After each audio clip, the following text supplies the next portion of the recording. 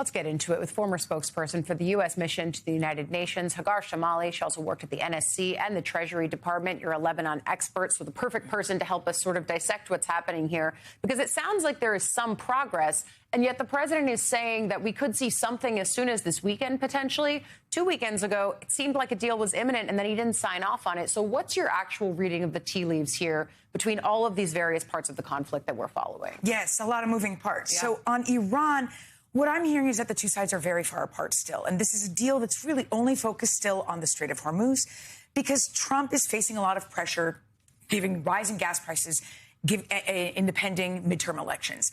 What happened earlier this week, you have two things that really kind of blew things up for us. No pun intended. Yeah. You had Prime Minister Netanyahu on Sunday threatened to strike Beirut. Yep. The Iranian regime on Monday said talks are off unless there's a ceasefire in Lebanon. And because Trump wants this deal, and he's showing his cards that he very much wants a deal. While also saying, I don't care. Right, yeah. Saying he's bored with it. Frankly, I'm getting bored with it, too. It's been 60 days with this ceasefire. And so he, because of that, though, because he does want a deal, he said, OK, fine, I'm going to make that happen. And then puts out a tweet saying that Israel and Hezbollah are going to stop shooting each other, and that he has spoken to a highly placed representative of Hezbollah, which upended a few things for those of us working on peace efforts, because it was selling Lebanon to Iran, and it now established that suddenly we talk to Hezbollah, a terrorist organization that has so much American blood on its hands. But then when you had the peace talks take place this week, just between Israel and Lebanon, though we have some glimmers of hope there. On Iran, I don't see much movement. I will tell you, though, that we have been now in the ceasefire situation longer than we've been in the war part of the ceasefire. Mm-hmm. And those high gas prices are not going anywhere unless Trump makes a decisive move of some kind. And then when you take in totality that landscape paired with now this new rebuke on Capitol Hill, which frankly had been brewing for the last 2 weeks, it feels to me like it's the earliest indicator of Republican angst around this conflict for the economic and political reasons that you point out. And yet, when you apply what happened in Congress to diplomatic efforts, does it make any motions? Does it have any ripple effects? Well, this move related to the War Powers Act won't. Yeah. It's symbolic, if anything. It's not going to pass the Senate, number one. And number two, even if it were to pass the Senate, you have some real constitutional issues there. I mean, there are absolutely lawyers that would go get it stuck in some kind of litigation or appeals to the Supreme Court, at least. And they would be fair in requesting that, by the way, because the Constitution is quite clear in the type of war authorities it gives to the commander-in-chief. And so I don't see I don't see anybody in Washington also taken by the vote. In my view, I saw the vote. What fascinated me were the numbers related to that vote. It had a lot of people. And it is really reflecting this pressure that Republicans are feeling. Whereas when you talk about the politics of this foreign policy moment, I had Democrats immediately text me after that vote and say, wow, there was a lot of Republicans that voted for Trump's war in Iran, effectively saying that if they're not voting to hem him in, they're going to try to tag them with being supporters of a conflict that is spiking American gas prices and having ripple effects throughout other sectors of the U.S. economy. That's where the politics has always been intertwined with this, and certainly that's the space between where you and I live. But then, of course, there was Secretary of State Marco Rubio this week, who was really the chief messenger around and on behalf of the war efforts on the Hill this week. He spent nearly 4 hours before the House Foreign Affairs Committee yesterday, facing sharp questions about the consequences of the Iran war and whether the administration fully weighed the risks. Rubio was also put on the defensive after Democrats challenged him over videos they say show President Trump sleeping during cabinet meetings. Watch that. Did you warn President Trump before the Iran war began that this conflict would drive up cost on gas, food, travel, and shit? The president, yes or no? The president and the full administration was aware that there would be consequences to action, but the consequences of Iran having a nuclear weapon were worse. Did you warn him? Did you warn him that launching a war in Iran could result in the regime placing a chokehold on the Strait of Hormuz? All the risk factors were understood, but the most important risk factor was Iran cannot have a nuclear weapon. Did you warn him?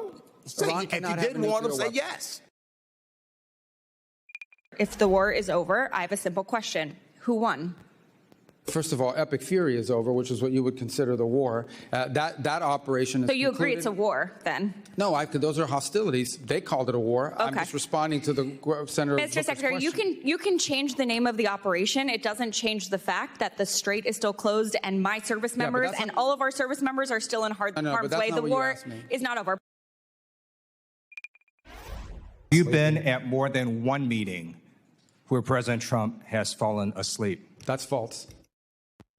That's false. I've never seen him fall asleep. On the contrary, the guy doesn't sleep, which is a big problem because he calls me at 2 in the morning. He calls me at 5 in the morning. And, you know, I like to sleep a little bit, maybe not 12 hours, but at least 6. So he works. The other day he was at the Oval Office until 12:30 p.m. 12:30 a.m. I don't know what you're talking about. Secretary Rubio, I'm going to show you in a moment a video that shows you just lied to Congress. Oh, okay.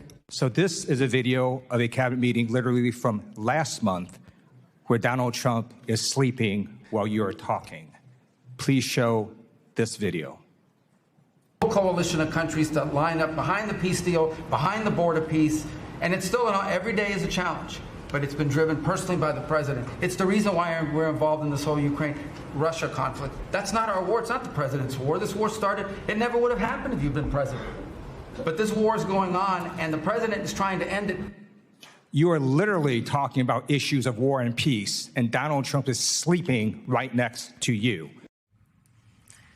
I watched and listened to most of the 4 hours of this from outside of the room yesterday in the hall. And I think it was a lot of fiery moments from Democrats, Republicans really continuing to show that they want to give this administration leeway to deal with Iran. But what jumped out to you? I mean, to me, the fact that Rubio came out and said the day before, the war is over, to Senator Booker, that felt to me like something the administration needs to say if they want to continue making the war powers argument that they've been making. But I wonder what stood out to you. Well, it's the part that's difficult. First of all, that was quite painful. And by the way, I have worked in Washington for a long time, and I have seen leaders fall asleep at the table of all parties. It happens. It doesn't discriminate against party. So Representative Lieu, I'm sure he's fallen asleep in his own meetings. But I will say that, again, there was a ceasefire brokered on April 8th.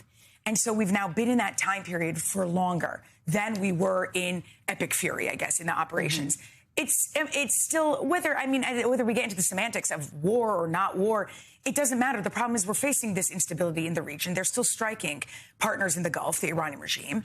And on our end, I don't believe that President Trump has enough leeway to finish the job. And I personally believe he has to finish the job.